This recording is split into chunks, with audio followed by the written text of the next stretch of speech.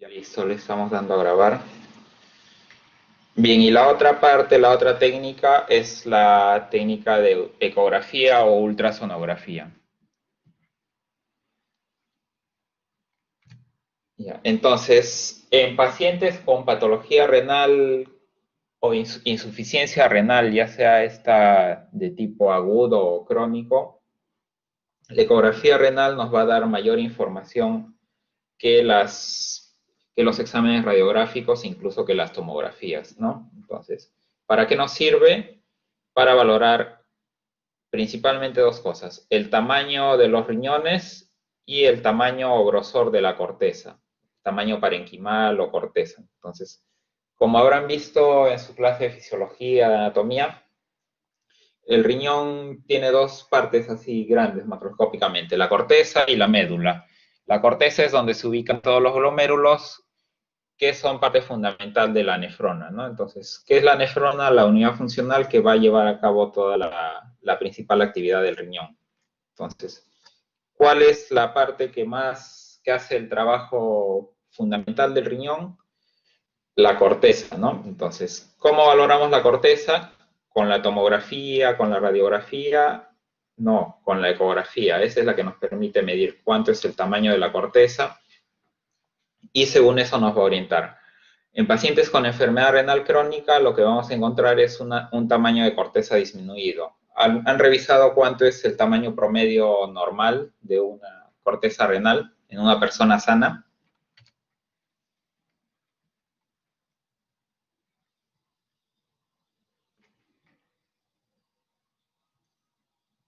Un número, una cifra en promedio. Me parece que 18 milímetros, doctor. Ya. ¿Y el tamaño del riñón? ¿Cuánto miden los riñones en promedio? O ecográficamente, ¿de cuánto es el reporte del tamaño renal normal? Doctor, tal vez de 9 a 12 centímetros. ¿Ya? Ujú. Sí, más o menos es así. Entonces, la mayoría de libros utiliza literatura o estudios de población americana, que son americana, europea, que son poblaciones constitucionalmente más grandes que nuestra población, ¿no? Entonces, el tamaño es más o menos, el tamaño renal se mide en tres niveles, ¿no? O sea, el largo, el ancho y el grosor o la profundidad. Entonces, habitualmente había incluso como una forma tipo de mnemotecnia, ¿no? 12 por 6 por 3, ¿no? Pero no es así tanto, pero es en promedio así, entre 10 a 12 de largo,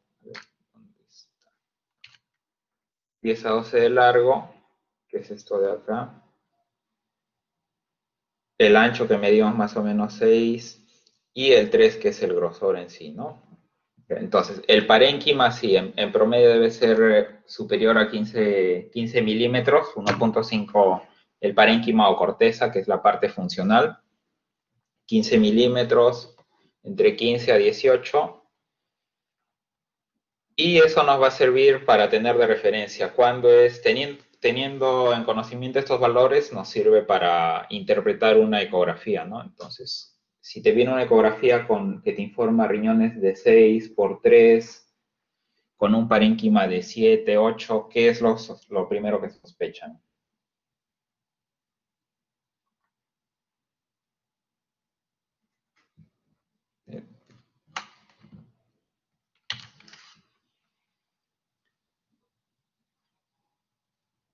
¿Me entendieron el caso o la pregunta?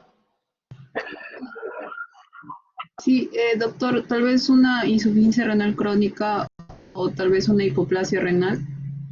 Ajá, claro, entonces lo primero tienen que conocer cuál es el valor de normalidad, ¿no? Entonces, si ya saben que más o menos el tamaño promedio del riñón es entre 11 a 12, 10, 12 centímetros y te reportan un riñón de 6, 7 centímetros, quiere decir que está disminuido de tamaño. Y si te reportan también la corteza que está entre 8 a 9 y el valor normal debería ser en promedio 15, entre 15 y 18, también eso te orienta a que es un paciente que tiene una patología renal crónica. los riñones no se reducen en poco tiempo, sino que esto va produciéndose de forma progresiva y en meses a años, ¿no? Entonces, ¿qué más utilidad tiene la ecografía? Es útil para valorar los vasos renales, esto sobre todo con el Doppler, que lo vemos acá, y para verificar o evaluar también la estructura renal. ¿Qué vemos acá? La presencia de masas, quistes, tumores, y también como una guía de orientación en tiempo real para realizar la biopsia renal, que vamos a ver en la siguiente sesión. Entonces, el Doppler o ecografía Doppler es un parámetro especial de la ecografía que nos permite valorar el flujo sanguíneo, y dentro de ese, a nivel de los vasos, hay un parámetro importante que se llama el índice de resistencia arterial, ¿no? Entonces, lo normal es que sea un índice de resistencia menos de 0,7. Cuando ese índice de resistencia está incrementado, quiere decir que hay mayor, por así decirlo, mayor presión o hay una dificultad o es un parámetro que está alterado y nos puede orientar a una patología, por ejemplo, en trasplante, que es donde tiene bastante utilidad. En el trasplante renal puede correlacionarse con un caso de rechazo del trasplante, ¿no? Bien, entonces, esta es la forma en cual se ve los planos a través de la ecografía y según cómo utilizas o colocas el transductor. Entonces, acá a la izquierda en la figura A es un plano en corte longitudinal, que vamos a ver el riñón de esta forma en la ecografía. Y si giras el transductor, tienes un plano en el corte transversal, ¿no? Que te da como si hicieras un corte a este nivel. Y ves de arriba hacia abajo por acá, hacia adentro, ¿no? Entonces, en este caso, eso lo vamos a ver en la siguiente sesión. Se está utilizando la ecografía para orientación en tiempo real para realizar una biopsia, ¿no? Entonces, las partes del riñón que vamos a poder identificar ecográficamente son las que ya les deben haber mencionado en su clase de anatomía. Entonces, la parte más externa, la cápsula, luego sigue la corteza, que es la parte donde se encuentran las nefronas, quiere decir la parte funcional, la corteza o parénquima, y hacia interno la parte de la médula, la grasa del seno renal, la pelvis renal, que ya inicia la parte de la vía urinaria, las columnas de Bertin, que son las divisiones entre las pirámides, y los uréteres a continuación de la pelvis renal. Entonces, acá a la derecha tenemos la imagen ecográfica de un riñón en un corte longitudinal y acá en un corte transversal, ¿no? Entonces, el corte longitudinal es como si cortaras a lo largo, ¿no? Y el corte transversal, como si hicieras un corte a mitad a este nivel. Entonces, se visualizan acá cada una de las estructuras, la corteza o parénquima, que es esta parte, y hacia la parte interna la médula con las pirámides, ¿no? De manera similar acá en el corte transversal. El tamaño, como les había mencionado, varía entre 10 a 11 centímetros por 6 más menos 1, ¿no? Entonces, y el parénquima habitualmente debería ser entre 15 a 18. Entonces, si han visto informes ecográficos, siempre se menciona la ecogenicidad. Entonces, ¿a qué se refiere con ecogenicidad? Quiere decir que se compara el riñón en cuanto a la textura, por así decirlo, cómo está respecto a un parámetro. ¿Cuál es el parámetro para comparar el riñón? Depende del lado. Para el lado derecho se compara con el hígado. Para el lado izquierdo se compara con el vaso. Entonces acá tenemos un riñón hiperecogénico, quiere decir que está un poco más, se ve más ecogénico que el hígado. O hipoecogénico, igual, menos que el hígado, que es su parámetro, en el lado derecho y en el lado izquierdo que el vaso.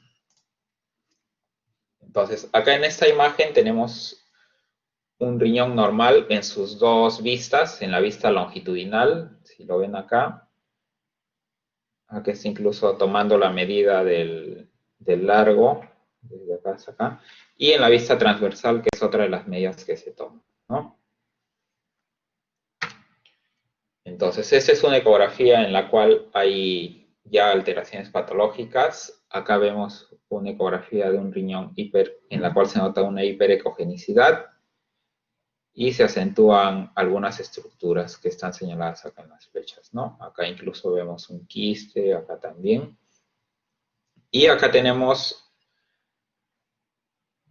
otra imagen donde se ve un riñón que también, ¿qué les llama la atención? Este es un corte longitudinal. Comparen, en todo caso, con la imagen de la izquierda. ¿Qué les llama la atención de esta imagen?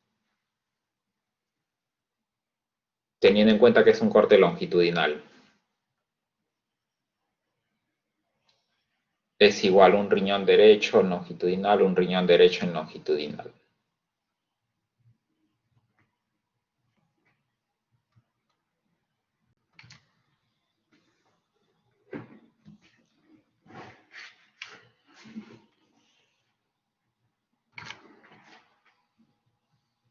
¿Alguna opinión de alguien, algún voluntario? A ver qué les parece que es lo llamativo de Doctor, que está reducido de tamaño y que la relación córtico-medular está también reducida. Ajá, claro, entonces lo que más resalta es eso, ¿no? El tamaño, si ves, es casi la mitad del tamaño de este riñón, ¿no? Entonces, hay una disminución importante del tamaño y hay un aumento de la grasa del seno renal, ¿no? Entonces, este sería el riñón de una persona con una enfermedad renal crónica, con una hipotrofia renal. Entonces, las alteraciones del tamaño son importantes.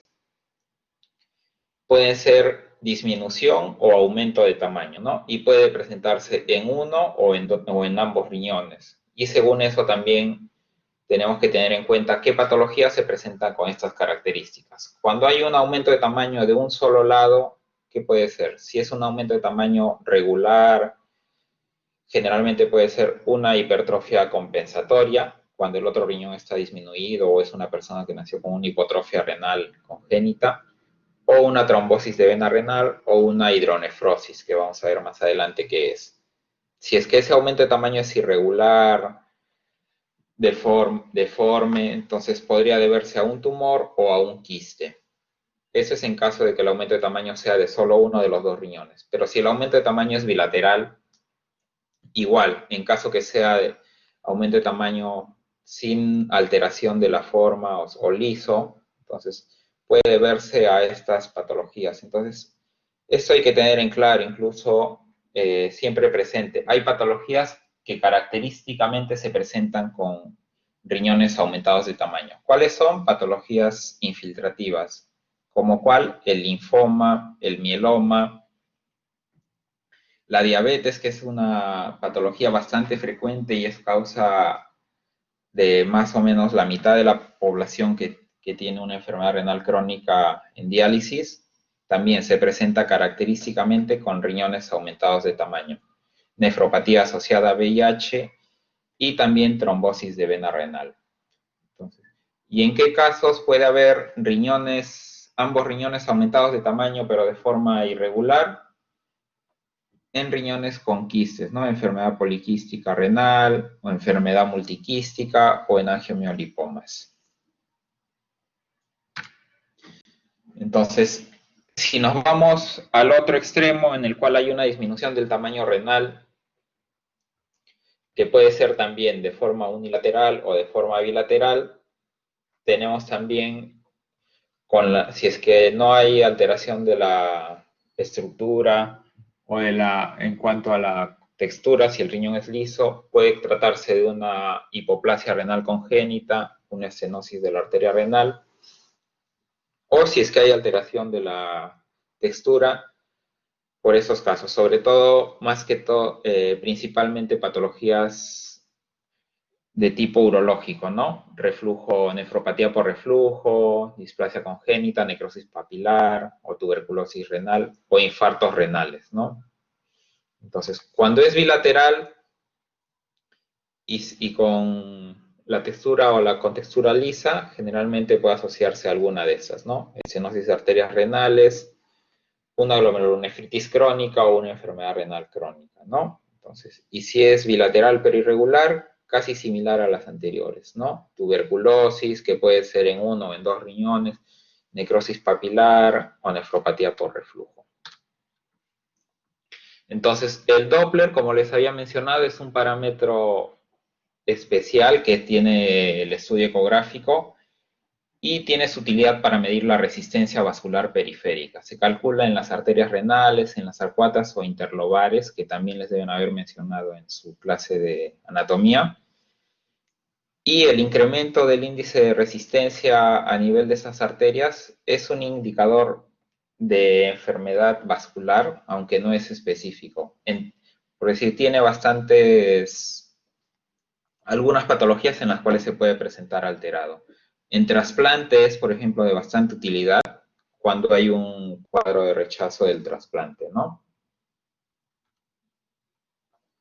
Entonces, esta es la fórmula, cómo se calcula el índice de resistencia. Miden las velocidades picosistólicas, diastólicas y dividen, y lo habitual es que se encuentre en menos de 0,7. ¿Hasta esta parte hay alguna duda, alguna consulta?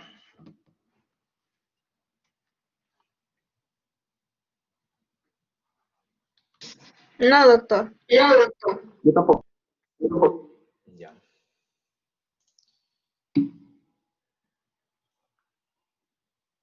Muy bien, entonces vamos a hacer la parte de... Estoy presentándoles unas imágenes para que más o menos tengan un poco más de... contextualizar cuál es la utilidad de estos dos tipos de estudios, ¿no? Radiográficos y la ecografía, que es de mayor utilidad incluso que la radiografía. Entonces, en uropatía obstructiva, que nos puede dar para lo cual nos es de utilidad la ecografía, ¿no? Entonces, acá vemos un riñón con cierta dilatación, una dilatación leve de la parte de la pelvis y los cálices, y acá vemos en la segunda imagen una dilatación ya importante de la parte tanto a nivel pélvico como cacheal, incluso probablemente también en la parte del uréter. El uréter normal en una persona que no tiene alteración obstructiva no se ve habitualmente en la ecografía. Entonces, si es que llega a verse es porque ya hay cierto grado de dilatación. Entonces, acá también, esto es en el corte transversal, donde incluso la corteza es mínima, la mayor cantidad de contenido que se ve es contenido líquido, probablemente orina que está ahí estancada por la obstrucción, ¿no? Entonces, la hidronefrosis es una obstrucción de las vías urinarias que puede ser a nivel renal, en la parte más superior, o si la obstrucción es más baja, puede comprometer también a nivel ureteral. Entonces, esta hidronefrosis tiene diferentes grados de severidad, desde leve hasta la más severa, ¿no? Como hemos visto en las imágenes anteriores. Y se ven acá también, ¿no? Entonces, la hidronefrosis habitualmente se instaura en el tiempo de semanas a meses. Raro que sea algo agudo. Entonces, una persona puede estar con una hidronefrosis por semanas, meses, incluso años, sin tener ninguna sintomatología. Entonces, ¿cuál es un caso típico de esto? Varones adultos mayores de 70, 80 años que tienen una hiperplasia prostática benigna o un NM de próstata que no da molestias o molestias mínimas, y en los cuales esta hidronefrosis se ha ido instalando progresivamente en el curso de meses a años. Pueden llegar así cuando se detecta ya con una función renal bastante disminuida, cuando se hace la evaluación se encuentra la ecografía con una hidronefrosis severa y la parte funcional del riñón, la corteza o el parénquima es mínimo, ya prácticamente está deteriorada, ¿no? Entonces, en estos casos ya hay una insuficiencia renal que ha perdido, una insuficiencia renal avanzada en la cual el riñón ha perdido su funcionamiento. Entonces, ¿cuáles son las causas de esta uropatía obstructiva? Como les mencionaba, puede ser unilateral o bilateral. Lo más frecuente uropatía obstructiva de un lado unilateral, ¿cuál les parece que sería? La litiasis. La litiasis, doctor. Claro, entonces la litiasis es lo más frecuente que produce obstrucción e hidronefrosis unilateral. Hidronefrosis bilateral, ¿cuál sería una de las causas más frecuentes?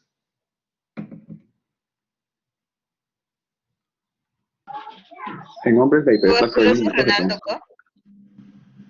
Ya, la hiperplasia de próstata, ¿y qué más comentó? Tuberculosis renal podría ser. Puede ser, aunque las manifestaciones de tuberculosis renal son bastante, el espectro de manifestaciones es bastante amplio. Generalmente va a manifestarse con alteración de la estructura, pero no tanto hidronefrosis bilateral. Más sí la hiperplasia de próstata, un cáncer de próstata avanzado. Acá en esta imagen son imágenes de la vejiga, ¿no? Entonces, les había comentado, cuando hay un uréter normal en la ecografía no se visualiza, pero acá sí vemos al menos la llegada de los dos uréteres. Acá arriba en la parte superior con B la vejiga y acá vemos los dos dilataciones de los uréteres, ¿no? Entonces, ¿por qué podría darse esto? ¿Por qué podría estar dándose esto? Porque en la parte más inferior a la vejiga, probablemente en la próstata, está produciéndose una obstrucción y esto hace que haya un reflujo de la orina, de la vejiga hacia el uréter y también esto hacia el riñón, produciendo una hidroureteronefrosis. Acá en esta imagen, ¿qué creen que se está observando? En la imagen del lado derecho.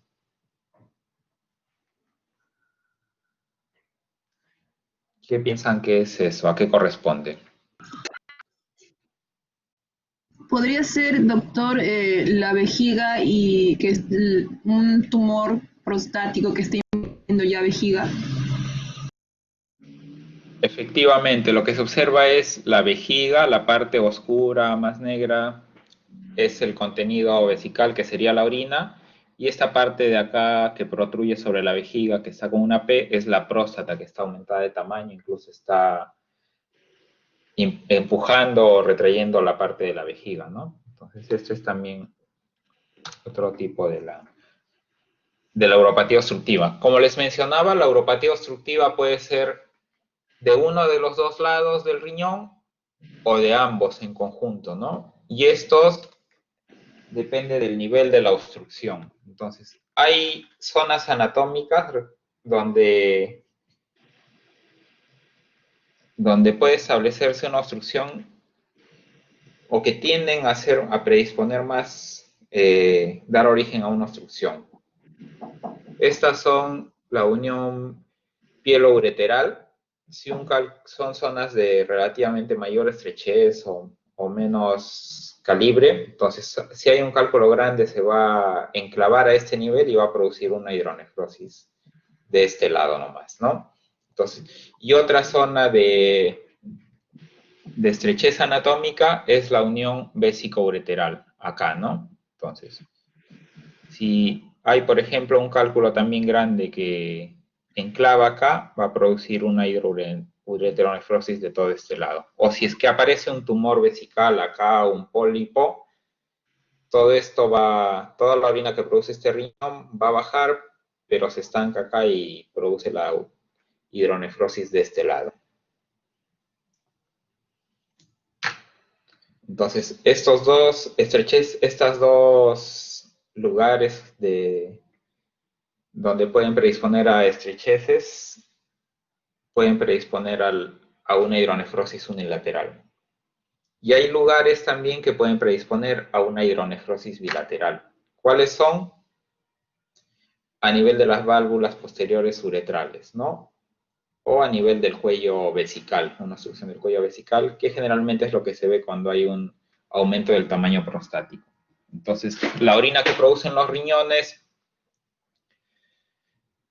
baja por la vía urinaria, por los uréteres, llega a la vejiga, pero al estar la vejiga obstruida o bloqueada en esta parte, va a hacer que haya un reflujo y una hidronefrosis, ¿no? Entonces, ¿esto que produce?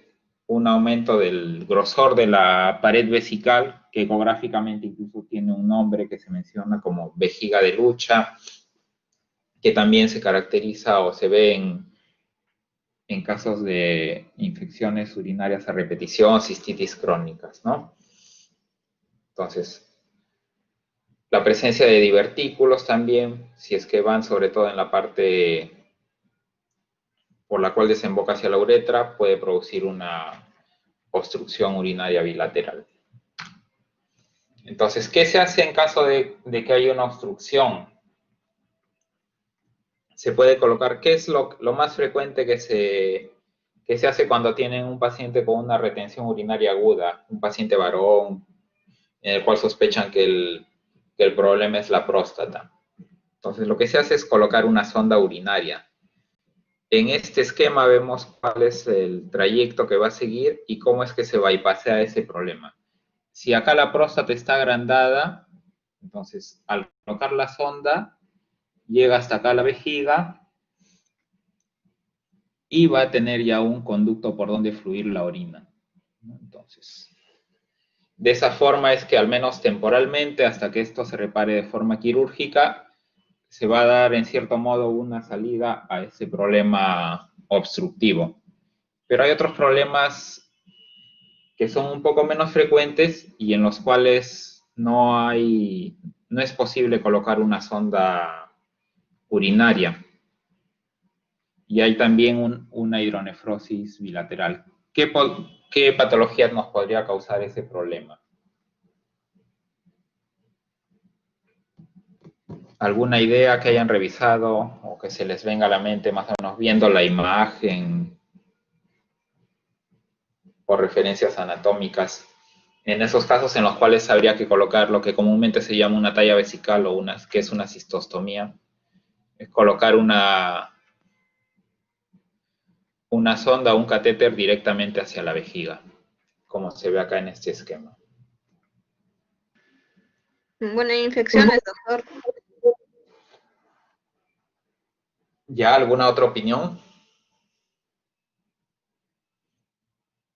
Cuando hay alguna obstrucción a nivel uretral que no permita poner la sonda vesical. Ajá, eso es más que una infección. En realidad una infección no tendría por qué evitar o producir una obstrucción, ¿no? Entonces, en el caso de estrechez uretral o daño de la vía urinaria baja, cuando hay falsas vías, por decir, si alguien que no está capacitado o no sabe la técnica adecuada, que también pasa, intenta colocar la sonda vesical y hace una lesión de la vía uretral, hace, por decir, una ruptura de la uretra a este nivel, entonces ya no se puede colocar ahí una sonda. ¿Qué se hace en ese caso? Si hay coágulo, se tapa acá, lo que se hace es colocar una talla vesical o una cistostomía. ¿Ya? Entonces, en esos casos más frecuente, cuando hay lesiones o cáncer de pene, por ejemplo, que tienen que ser sometidos a cirugías más radicales, también no se puede usar esta vía, se coloca una talla vesical. Entonces, ¿y qué pasa si es que la obstrucción la hidronefrosis es alta, por decir acá? Entonces, acá en esta parte el flujo está adecuado, no hay problema, la orina que llega a la vejiga se evacúa sin obstrucción, sin problema. ¿Cómo hacen para manejar esto? Una hidronefrosis de un lado o de los dos lados. En el caso, por ejemplo, de una paciente que tiene un cáncer de cuello uterino avanzado, una pelvis congelada que ha comprometido toda esta zona, los uréteres están estenosados, fibrosados por el compromiso del cáncer y hay una hidronefrosis bilateral severa. ¿Qué manejo plantearían o qué piensan que se puede hacer ahí? Se usaría una nefrostomía, doctor.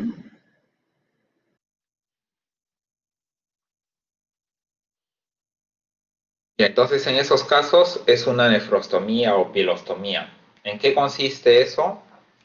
Es colocar un catéter, una sonda de drenaje a nivel a nivel de la pelvis renal, ¿no? Entonces, esto se hace con vía radiológica, con fluoroscopía y de forma percutánea, ¿no? Entonces, acá vemos el esquema, cómo se ingresa con aguja, se coloca la guía y luego se coloca el catéter. Y por esta vía, por esta catéter es por donde va a evacuarse la orina que habitualmente debería ir en forma normal por la vía urinaria, ¿no? Pero al estar obstruida se evacúa por este lado. Estas nefrostomías pueden ser en uno de los lados, o si es que la obstrucción es de ambos, bilateral, en los dos lados, ¿no? Y sale a nivel de la parte retroperitoneal, por la espalda, por acá. Entonces acá se ve en la imagen la nefrostomía y se conecta a una bolsa de drenaje urinario. Entonces, ¿qué vemos en esta imagen? En estas dos imágenes.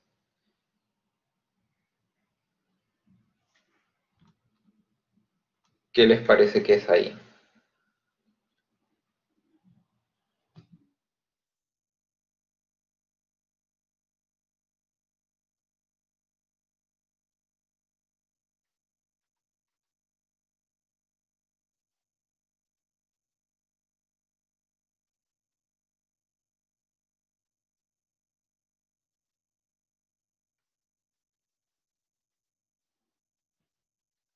Entonces, lo que se ve acá es la vejiga, ¿no? Entonces, toda esta parte que está de negro, que está dilatada, grande, es la vejiga. Y hay contenido de ecogenicidad mixta, ¿no? Que puede ser detritus urinario, sedimento urinario, contenido purulento, en una infección severa, ¿no? O coágulos también que pueden estar produciendo una obstrucción de la salida de la vía vesical. Entonces, en estos casos, si es que con la colocación de una sonda urinaria y más irrigación y lavado vesical no funciona o no se puede colocar una sonda, ahí, por ejemplo, sería un caso extremo donde va una talla vesical. Entonces, otro de las patologías donde es importante el uso de la ecografía en el campo de la nefrología es en el caso de la enfermedad renal, ¿no? Entonces, puede ser enfermedad renal aguda o enfermedad renal crónica, como ya lo habíamos mencionado, ¿no? ¿Y qué evaluamos acá? Hay parámetros importantes, ¿no? Uno es el tamaño renal, ya habíamos mencionado cuál es el tamaño normal promedio de los riñones. Otra cosa es el grosor parenquimal o el tamaño de la corteza, la ecogenicidad comparando con su basal, con el hígado o con el vaso, y la diferenciación córtico-medular. Entonces, acá tenemos al lado izquierdo una ecografía de un riñón sano normal y al lado derecho una ecografía de un riñón disminuido de tamaño perteneciente a una persona con enfermedad renal crónica avanzada.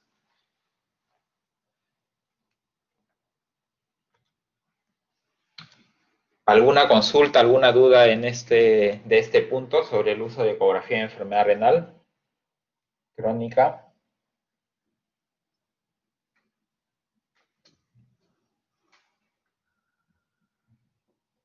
No, doctor.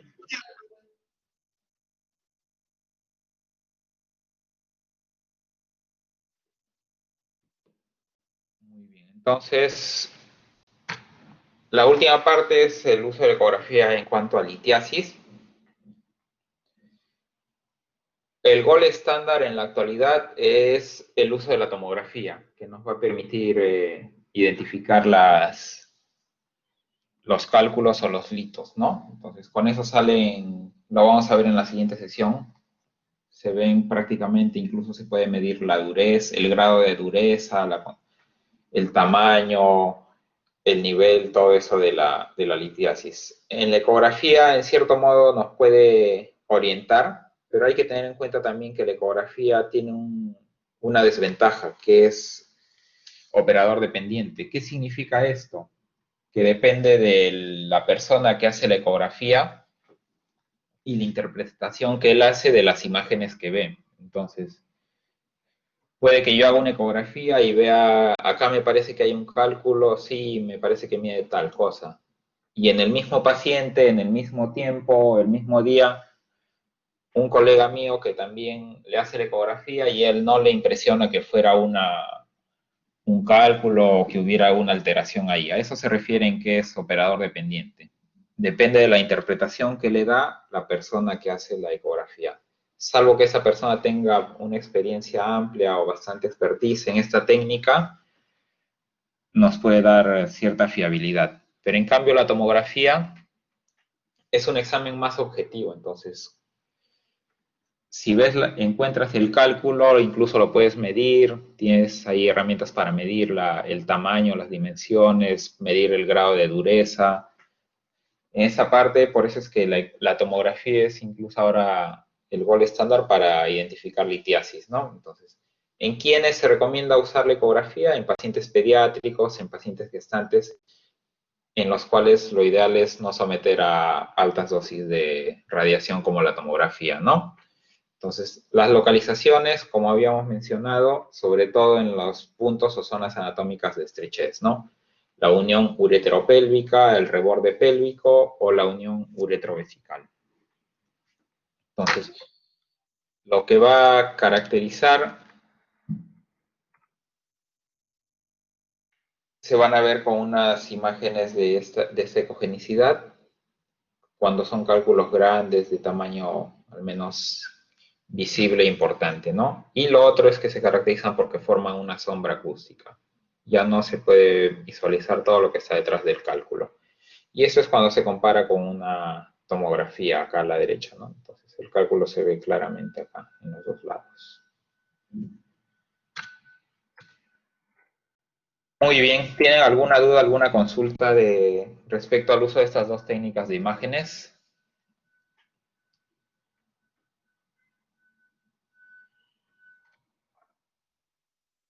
Lo importante que quiero que se lleven es sobre todo la indicación, en quiénes hay que hacer una ecografía, en quiénes hay que hacer una radiografía, una tomografía o un renograma. Entonces, no es solo pedir por pedir cualquier examen y a ver si es que sale algo, sino tener una orientación clínica, cuál es la sospecha, y según esa sospecha yo evalúo qué examen es más eficiente realizar en ese caso, para confirmar o para descartar mi sospecha, ¿no? Entonces, la ecografía, sobre todo para valorar la funcionalidad del riñón, sobre todo en enfermedad renal crónica,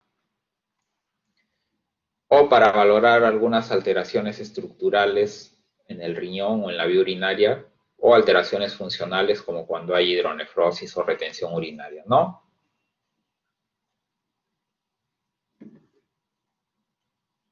¿Alguna consulta, duda sobre el tema?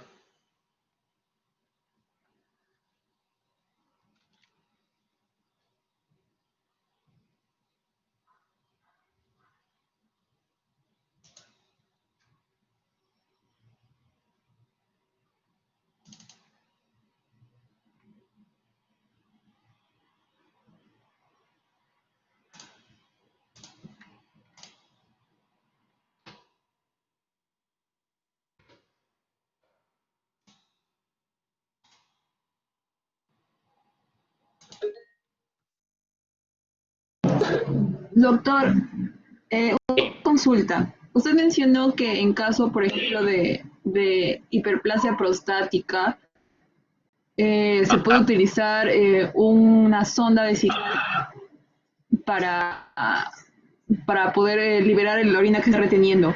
Pero sí. en caso de que, por ejemplo, la próstata, o sea, haya una estrechez tanto a nivel de uretra, ya se tendría que utilizar la cistostomía o siempre La talla, sonda. la talla vesical, claro, o sea, por eso, si es que con la sonda vesical no se logra pasar esa zona, lo que prosigue es buscar por la otra vía, la talla vesical o la cistostomía, que es lo mismo.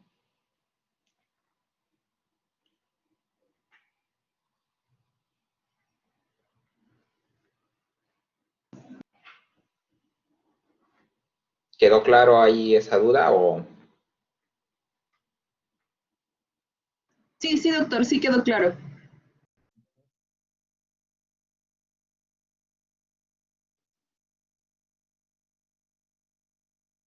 Muy bien, si no hay más preguntas, damos por concluida la sesión de procedimientos diagnósticos del día de hoy.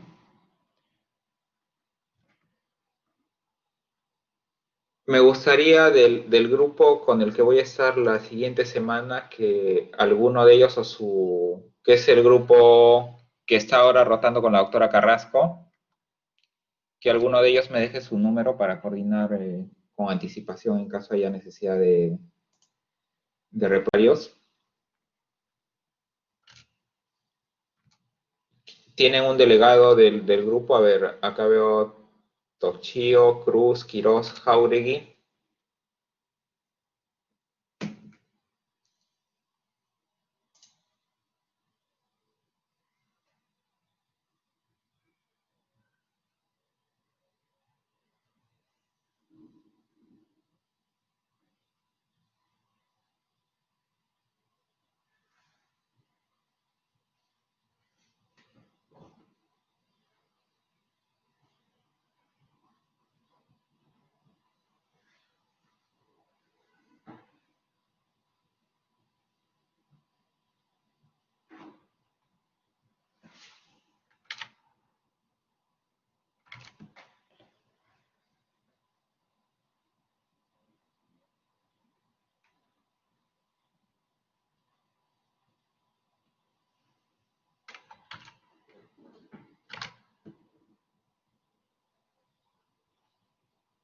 Cruz Guapaya, a ver, en todo caso, está acá en la sala, lo veo.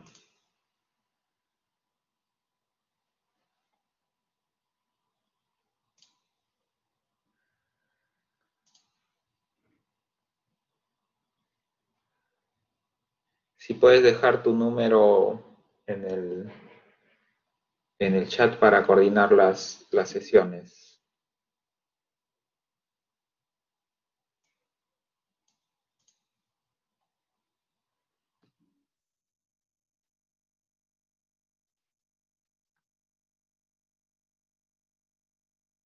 Doctor, ahí le he dejado el número de Cruz Guapaya. Ya. ¿Y él por qué no contesta? No se olvide, tal vez se le fue el internet. Ahí acaba de contestar.